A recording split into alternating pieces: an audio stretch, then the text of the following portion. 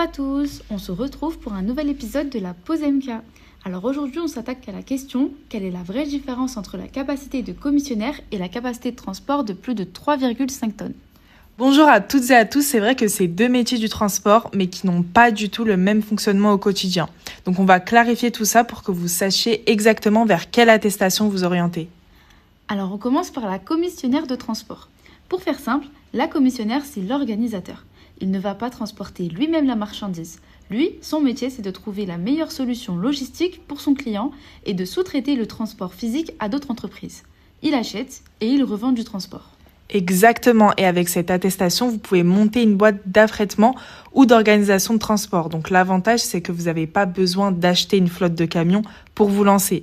Et c'est une formation qu'on propose 100% en ligne, car on sait que beaucoup de nos élèves, ils ont un emploi du temps à côté ou une vie de famille bien remplie. Donc ça permet de se préparer vraiment à son rythme. On passe maintenant à la capacité de transport de plus de 3,5 tonnes. On l'appelle aussi la capacité lourde. Là, on est vraiment dans le concret. Vous êtes le transporteur physique. Donc cette attestation vous donne le droit d'inscrire votre entreprise au registre des transporteurs, d'acheter ou de louer vos propres poids lourds et d'embaucher vos chauffeurs. C'est ça, mais il y a un gros avantage avec la capacité lourde. Elle vous permet aussi de devenir gestionnaire de transport externe pour le compte d'autres entreprises. D'ailleurs, on remarque que la plupart de nos élèves ont déjà une société, souvent en transport léger, mais se retrouvent vite restreints dans les contrats qu'ils peuvent accepter. Donc passer la capacité lourde, c'est vraiment la solution pour débloquer la situation et développer son entreprise. Et il y a un point réglementaire ultra important à rajouter ici pour bien comprendre la différence. En tant que transporteur lourd, la loi vous oblige à faire le travail vous-même. Votre droit à la sous-traitance est strictement limité à 15% de votre chiffre d'affaires.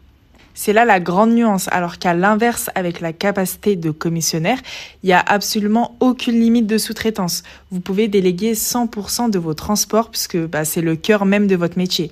Donc, si on résume la différence, le commissionnaire est l'architecte qui gère la logistique et sous-traite sans aucune limite, tandis que le transporteur lourd exécute avec sa propre flotte avec un maximum de 15% de sous-traitance et il peut même agir en tant que gestionnaire extérieur.